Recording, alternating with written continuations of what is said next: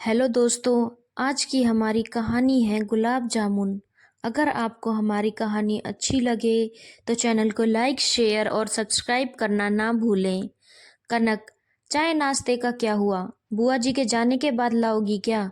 मिथिलेश जी ने कहा। कनक हड़बड़ाते हुए चाय नाश्ता लेकर आई और कहा, हो गया मम्मी जी, ले आई। मिथिलेश जी, क्या कहूँ जीजी, यह आजकल की लड़कियां सिर्फ फैशन करना ही जानती हैं। कुछ काम कह दो तो बस फिर शामत है। एक हमारा समय था, सास के कुछ बोलने से पहले ही काम खत्म। संस्कार तो हमारे रग रग में थी जीजी, पर आजकल की लड़कियां बिल्कुल ही संस्कारहीन हो गई हैं। बस चार किताबें क्या पढ़ लेती हैं, सोचती हैं सब आ गया।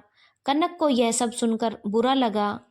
अभी कुछ ही महीने हुए थे कनक को ब्याह कर इस घर में आए हुए, और तभी से मिथिलेश जी उसे हर एक बात के लिए टोकती। कभी यह सही नहीं हुआ तो कभी ऐसा मत करो। वह हमेशा ही उसके कामों में नुस्ख निकालती। आज भी बुआ जी के आते ही कनक रसोई में चाय नाश्ते के लिए चली गई। उसे गए बस अभी 15 मिनट ही हुए थे कि मिथिलेश जी की आवाज आने लगी।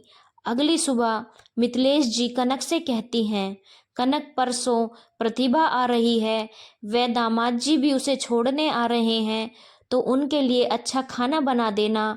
और दामाद जी को गुलाब जामुन बहुत पसंद है, तो वह तो जरूर बनाना। कनक, ठीक है मम्मी जी। उस दिन सुबह सुबह ही कनक को मिथिलेश जी ने न जाने कितने ही पकवान बनाने के लिए लिस्ट थमा दी, और कनक भी लग पड़ती है उस लिस्ट को पूरा करने में। फिर मिथिलेश जी की बेटी और दामाद पारस आने के बाद में सभी दोपहर में खाने बैठते हैं। खाने के बाद मिथिलेश जी पारस से कहती हैं, रुकिए दामाद जी, आपके लिए गुलाब जामुन भी हैं, अभी जा कनक ले आ। मिथिलेश जी के गुलाब जामुन कहते ही कनक को याद आया कि उसने तो गुलाब जामुन बनाए ही नहीं। पर अभी अगर वह यह बात मिथिलेश जी को बताएगी तो मिथिलेश जी फिर उसके संस्कारों का पोथा खोलकर बैठ जाएंगी। इस बात से घबराते हुए कनक रसोई में परेशान घूमने लगी।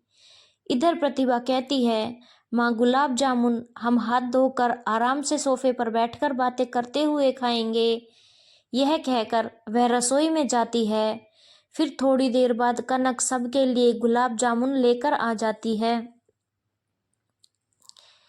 मिथिलेश जी कहती हैं, यह कैसे गुलाब जामुन बनाए हैं कनक, सच में कोई गुण नहीं है तुम में।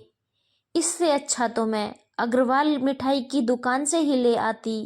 बेकार में दामाद जी को यह गुलाब जामुन तो नहीं खाने पड़ते। प्रतिभा कहती है, माँ यह गुलाब जामुन अग्रवाल मिठाई के दुकान के ही हैं, जिसकी अभी आप बड़ी तारीफ कर रही हैं। मिथिलेश जी कहती हैं, यह क्या कह रही है तू बेटा, यह गुलाब जामुन उसके हो ही नहीं सकते। प्रतिभा कहती है, माँ आप चाहें तो उनसे पूछ सकती हैं। मिथिलेश जी कहती हैं, पर यह कैसे हो सकता है, मैंने तो इसे घर पर ही बनाने को कहा था और इसने दुकान से मंगवा लिया। तो तुम अब अपनी सास को उल्लू बनाने की सोचने लगी हो। बस ऐसे ही मैं तुम्हें संस्कारहीन नहीं कहती। पारस कहता है, हाँ मम्मी जी, प्रतिभा भी बिल्कुल संस्कारहीन ही है। जब भी घर में कोई मेहमान आता है, आधा खाना यह बनाकर बाकी का ऑनलाइन ऑर्डर कर लेती है। यह भी हमें ऐसे ही उल्लू बनाती है। मिथिलेश जी बोलती हैं, यह क्या कह रहे हैं दामाद जी आप, अब आपके यहाँ तो हमेशा ही मेहमान आते हैं, तो ऐसे में कोई कितना खाना बनाए।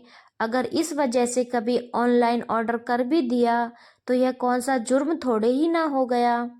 पारस बोलता है, पर मम्मी अभी आपने कनक को तो इसी बात पर संस्कारहीन कहा ना, फिर वह प्रतिभा के लिए अलग कैसे हो गया। मिथिलेश जी कहती हैं, दामाद जी कनक की बात और है, उसने बिना मुझे बताए यह सब किया, जबकि प्रतिभा आपको बताकर करती है। प्रतिभा कहती है, नहीं माँ, मैं भी बताकर नहीं करती, करने के बाद ही बताती हूँ।